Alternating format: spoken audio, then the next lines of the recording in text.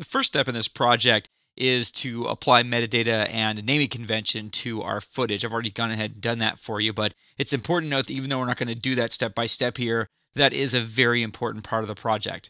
Now, the next thing where the work actually begins is making a preliminary edit.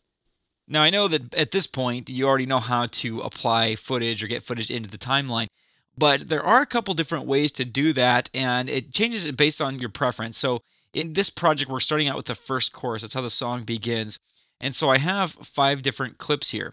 Now, there's a couple different options that are kind of unique to this project because it's a music video.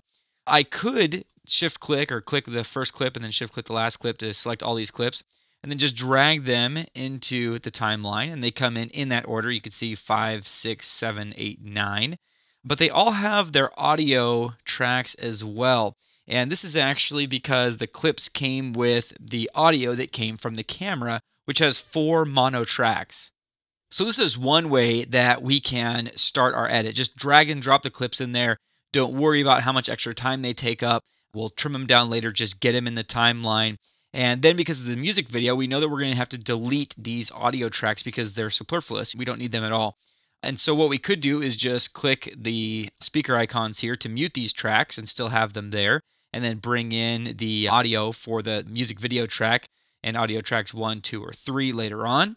Or we can select these clips, right click, and we can unlink the audio, which we'll do after they're linked up. But either way that you want to do that is fine, but just realize that's an extra step that you might not have in a regular project where you might actually use the audio. Now, this approach is good if you're really handy with editing in the timeline, because you'll be doing a lot of trimming here in the timeline as you play around with these individual clips. I'm just going to select all of these and delete them. The other way, of course, is to open up each clip individually into the source monitor. And from there, we can trim the clip and then just add the video to the timeline. And so that saves us a couple steps because it's already edited by the time it gets down to the timeline, and the audio is non-existent. So we don't have to worry about removing that later. Now, I'm trying to sound impartial to these two methods, but that latter method of going to the source monitor is actually how I set up the project when I did it for real. But I don't want you to think that this is the only way to do it. It's really a matter of personal preference.